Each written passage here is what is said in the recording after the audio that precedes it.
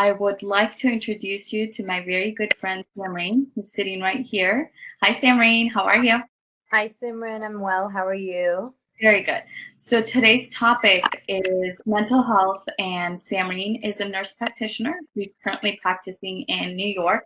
So we thought she would be a great person to bring on this podcast. And since mental health is such a big issue within our community, we wanted to address this, and we wanted to bring some pointers to help our audience to how to cope with it and what are some things that you need to look out for to help our community and also help your loved ones. Samri, do you want to tell us a little bit about your background? Absolutely. Hello, everyone. My name is Samreen Kaur, and I have been a nurse practitioner for about 4 years. And I have been lucky to practice in very many different places, which gave me not only a broad perspective of medicine, but also a good understanding of what kind of different careers you can as a nurse practitioner play a role in as a healthcare provider. So I started as a registered nurse, and I worked in ICU and the ER.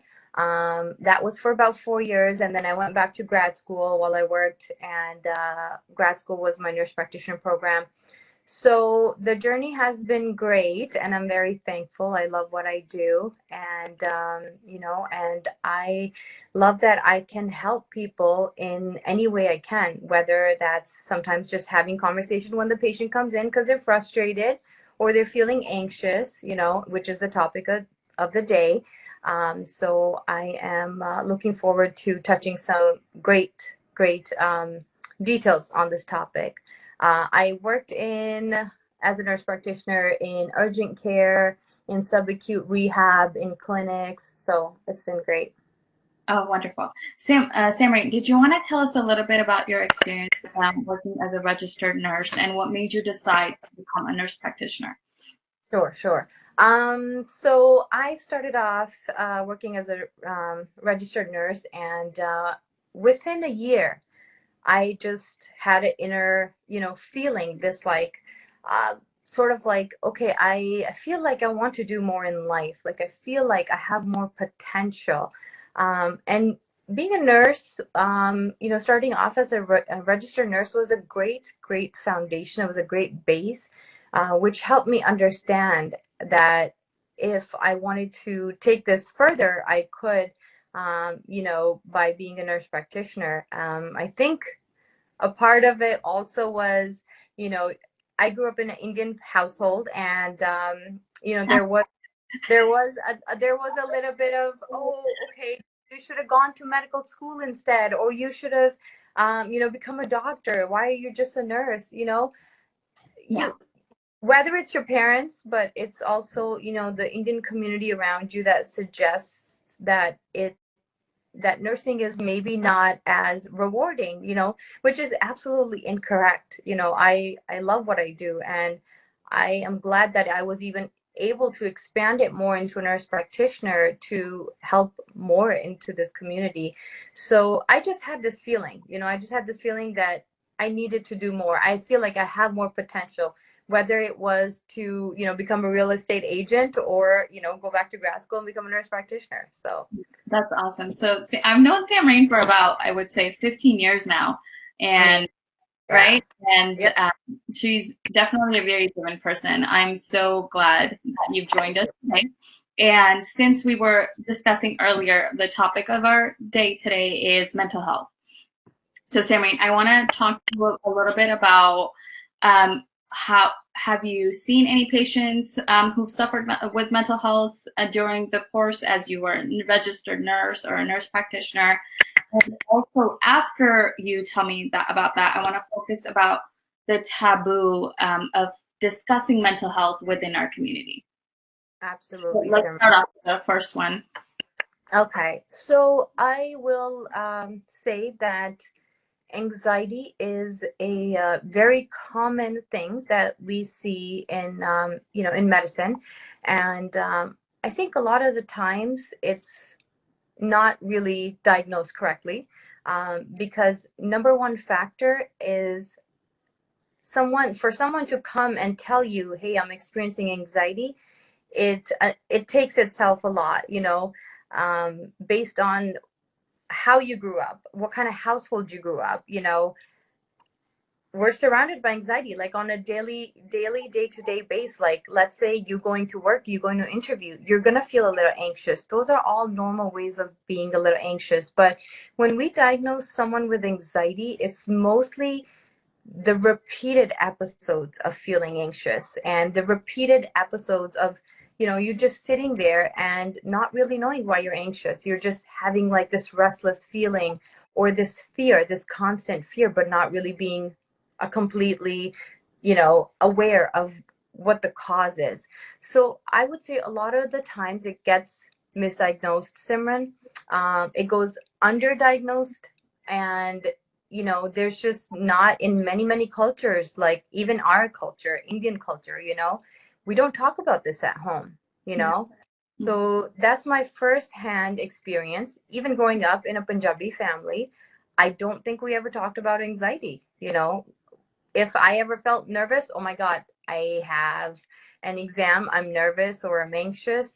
My parents thought that I was just being a baby. I was being a baby, I was being fearful. You were not prepared, right? Like that was another way of thinking that you're not prepared. Yeah. So that's definitely one of the biggest reasons that we wanted to do this podcast today, is so that we can shed some light to mental health issues, specifically anxiety, and also talk about the taboo associated within our community of talking about these things, right? Have you experienced any such taboo-related stories while you were practicing as a registered nurse or nurse practitioner? Absolutely. I worked in New York in this underserved area for a short time. It was an urgent care that was highly populated area of West Indian, East Indian population. And, I would get a lot of different ranges of, disorders or issues in just in medical issues. But I remember this one girl, her mom brought her, she was maybe 16 years old, and her mother brought her in to me, couple of times, more than a couple of times. The first time she brought to me is saying, my daughter keeps making excuses and she doesn't want to go to school. Mm-hmm. And, she keeps saying my head hurts, but she's totally fine. Like, she's just making excuses. And I said, okay, all right. So, we do our regular physical exam. And I said, okay, she looks fit. There's nothing wrong with her. And I, kind of openly discussed the fact that could there be a possibility that she could be anxious, And the mother said, what do you mean? And I said, when someone is constantly not, do you find your daughter not wanting to leave the house? Is she spending a lot of time home? She's like, yeah. So the mother goes, I am always forcing her to go out, to make friends, to hang out with her cousins, but she doesn't want to leave the house. She just wants to spend time with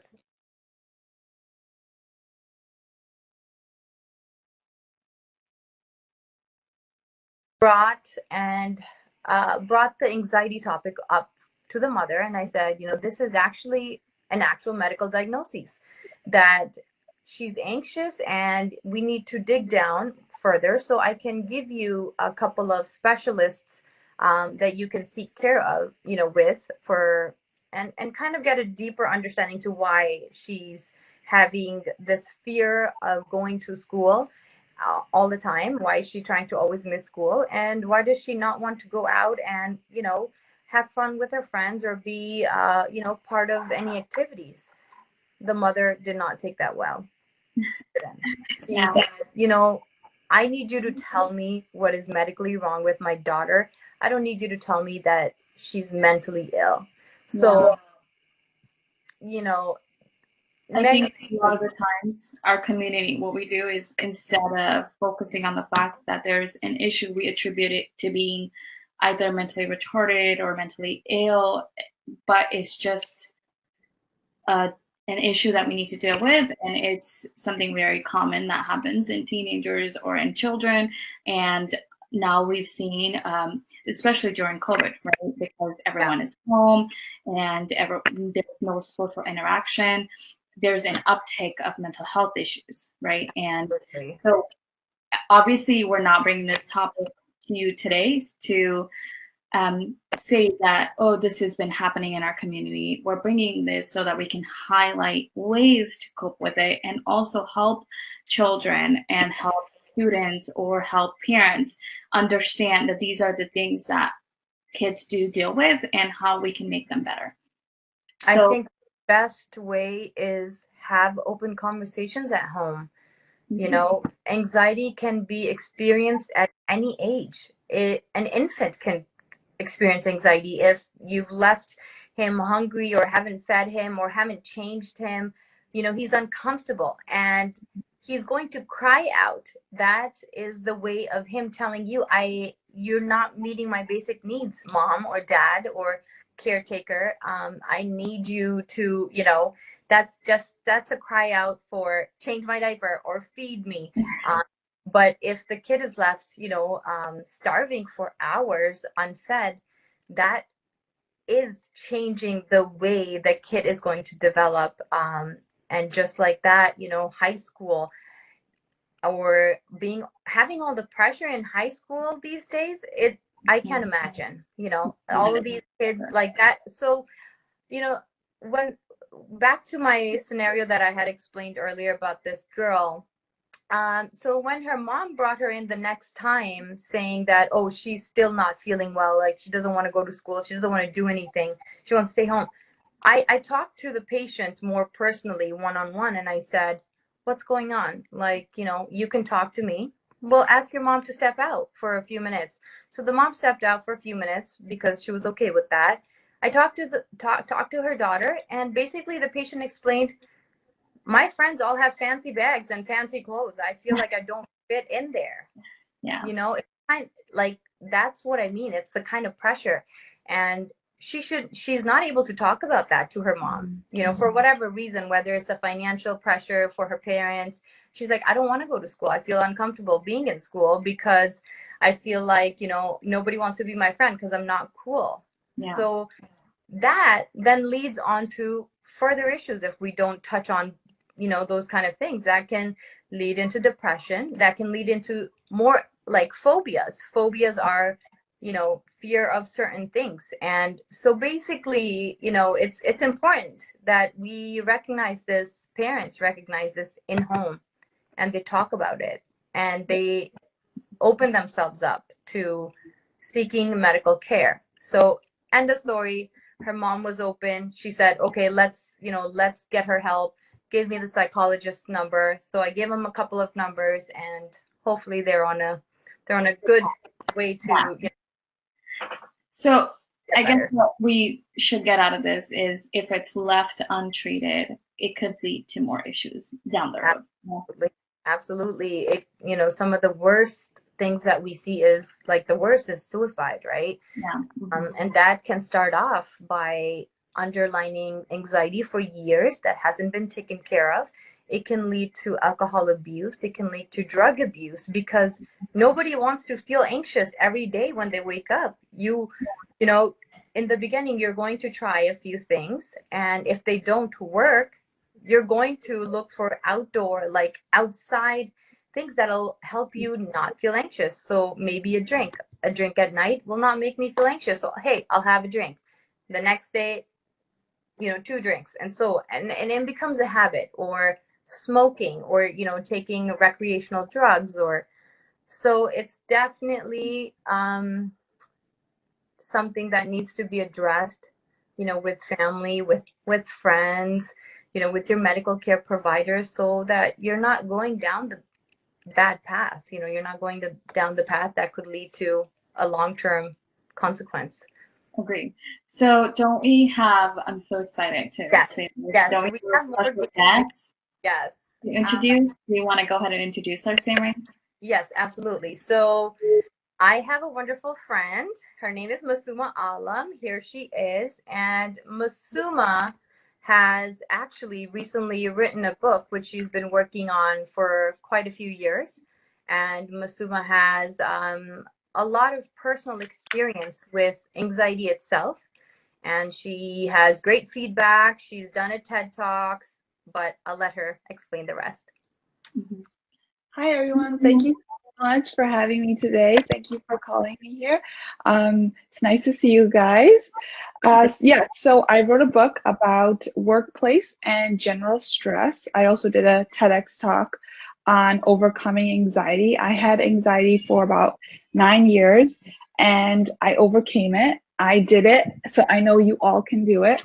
I felt it was very important to talk about this subject because being Pakistani and South Asian, it is not talked about in our community. It is not discussed and it goes unnoticed, like you said, and it can lead to depression.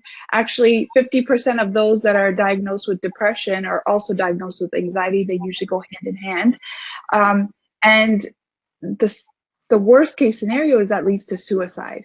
And that is why it's so important to talk about this. And that's why I felt it was very important to tell my story, even though I had to be vulnerable. I had to be honest. And at times, like the way I was brought up is like it can make you look at on as weak, right? So in our culture, it's like, oh, if you have anxiety or depression, you're weak and you're not strong and you're complaining, or you're not expressing gratitude, or other people have it way worse, like you're fine. So there's like a lot of this stigma in the South Asian community, and so I did this to give a voice to those that may not have that voice, and also I wanted to be a source of hope and inspiration for those that, yes, even if you have anxiety, diagnosed anxiety, you can get through this. And I've done it, so that's why I wanted to be that source of hope for others. That's awesome. So, Massoma, I do want to go back a little bit and address your background, right? And you've written this awesome book. We will address talk about it a little bit later. So let me go through Massoma's background. She's awesome, and she's done. She's been a psychologist for 2 years of medical school under her belt. Her passion and focus are being an advocate for those suffering from anxiety. She's graduated from State University of Buffalo with bachelor's in biology and psychology. So it's least to say she knows what she's talking about. She later completed her master's in industrial and organizational psychology from Chicago. And something that I quite remember from you, Massoma, is that which got really famous is your TEDx talk, right? You want to tell us a little bit about what TEDx talk is and also what it was focused about? Yeah, sure. So I used to watch TEDx talks all the time.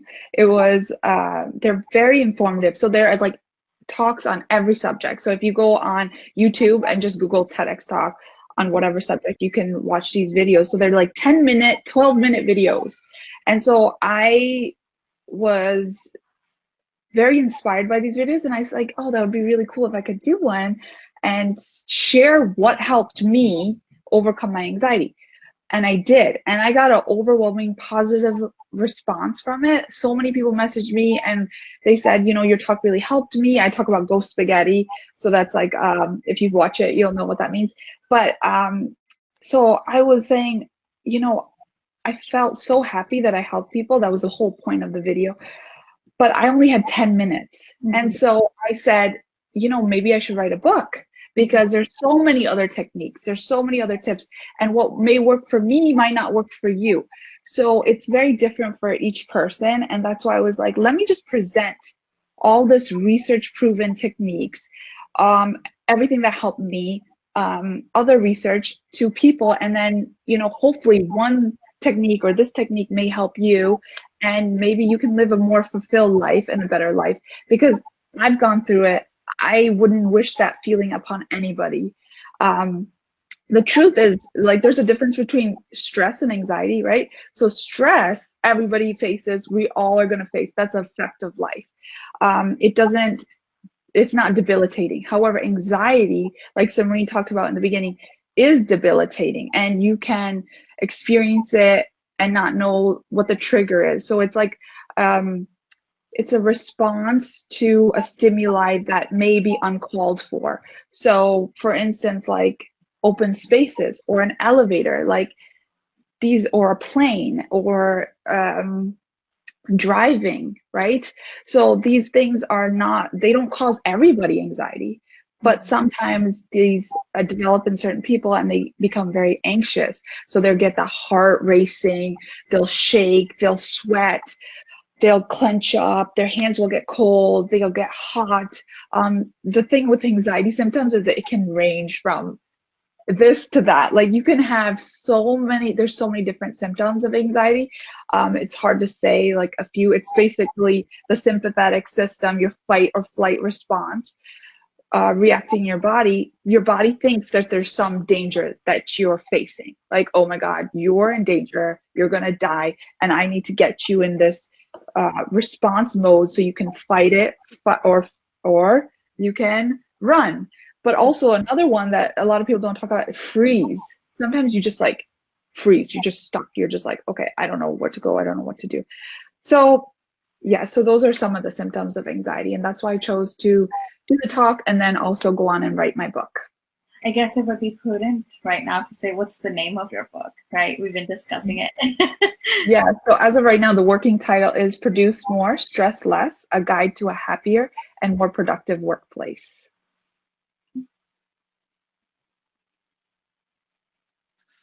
I can't hear you. You're muted.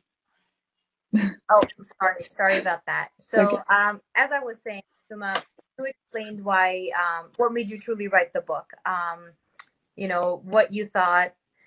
It was your personal experience, and with that experience, which I have also experienced with you as a friend, firsthand, I have seen Massoma have anxiety attacks. I have been there. I've held her. I've taken care of it. And honestly, at those times, Massoma, I really didn't know what I was dealing with, because nobody explained to me, you know, that anxiety can be so debilitating. Like, having seen you go through it was like, oh my God, I had no idea that someone could go through that. So, you know, from her, I actually learned a lot about it.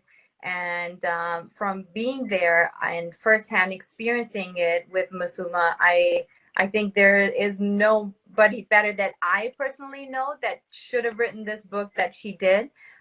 She has great tips, all years of experience. She has helped me personally with anxiety. You know, nobody says that you cannot not have anxiety. Like, you know, everybody has it to some level. It's a little bit of stress that can just get prolonged over and over, you know, and lead into daily anxiety. So, Massoma, so I'd like to have you share a few tips, maybe your top favorite, about how do you think someone can deal with anxiety? Okay, so general stress. So my book is about work-related stress and also general stress. So with general stress, I think I talk about my TEDx talk is the book Dare. And I think that method is really, really beneficial. I mean, in my book, you'll find a lot, so I'll just touch on a few today. You'll have to read the book to find out more tips. But like the Dare response is basically when you start feeling anxious, right? You have to identify it as just a feeling. It's just cortisol, it's a hormone, it's adrenaline. It is not going to hurt you, right? So you can look around, and one of the methods is like the 5, like what can you see, what can you hear, see, smell, taste, right? So it's just that's a kind of grounding technique. So the DARE method says like D is for diffuse. So whatever thought you're having, you can say, so what? Like, you know, you may have what if, like, what if I faint right now, right? Like, but what if I don't? Like, so what? If I faint, somebody will be here to help me. If not, I'll be fine. I'll wake up in 10 minutes. So you kind of like take the fuel out of that fear thought. And then A is really to accept and allow those feelings. So like, just sit, take a deep breath, accept those feelings, like, and know it. Just repeat to yourself, this is just a sensation. It's just a feeling. It's just a thought. I have control over my actions, right? You don't have to, you can get, there's intrusive thoughts you can have with anxiety, but you don't have to actually act on them because you are in control of your body. And then R is like ask for more. So the big part of anxiety is the fear of anxiety, right? Like I'm afraid I'm going to have another panic attack here, or I'm afraid that I'm going to get anxious when I'm in a situation, or etc. So you become afraid of it, and that fuels it, and it makes it even worse. So the thing with anxiety is your reaction to it. So if you don't react or you ask for more, then your brain's like, oh, like then I'm not really in danger, like I'm okay. Yeah. And then E is for engage. So engage back with life. So do something that you were doing. So if you were reading a book, or you were writing, or you were cooking, like just keep living your life, and just like let it be there, let the anxiety be there, but you just keep engaging. And then just like show with your body language, right? Like, so if you're like all tense like this, like that's sending a signal to your brain like, oh yeah, I'm in danger. But if you just relax, like that's the ghost spaghetti I talk about in my TEDx talk. It's just relax your body and your muscles, like unclench your jaw, let go of your furrowing your forehead, your eyes, everything. Just like relax, and just you let your body tell your brain that no, I'm okay, I'm not in danger. So those are some of the techniques for general stress. And Massoma, I'd like to add we all to some level experience stress. We all to some level experience anxiety. Right. But there's, I guess, levels of stress and levels of anxiety, right? And like, for example, when I'm working and I have trials, right? Obviously I'm stressed and obviously anxious. And obviously I'm thinking, oh my gosh, what if I lose? Right?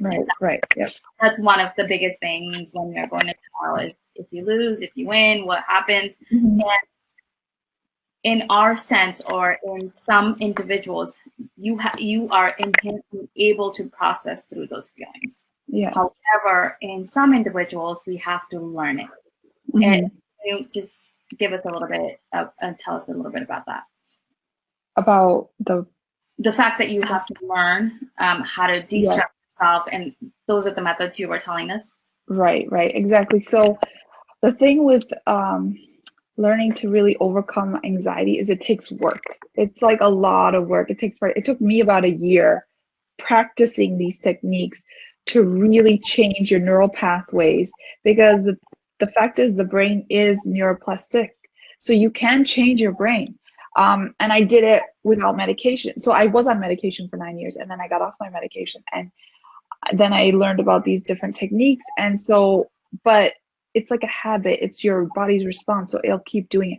So, but what you have to do is keep practicing. So a big thing is exposure, right? So you have to desensitize yourself. So if, like, for instance, you're afraid of flying, the only way out is through. So you have to fly to get over that fear, right? And every time you do it, you're going to send a signal. And while you fly, you're going to practice those techniques, right? So all of those that I talked about, and then you're going to eventually, your brain is going to realize like, okay, I can do this. I'm okay. I didn't die. I made it through. And eventually you become desensitized, and then you go through it and you don't feel that anxiety anymore. So yeah, it just takes a lot of practice. Our show today, it ran a little bit long because, there's 3 ladies talking, so obviously. And we're a chatty group. So I hope you like this show. If you would like something similar, please comment to us and we can bring that for you as well. Thank you. Thank you. Bye. Bye-bye.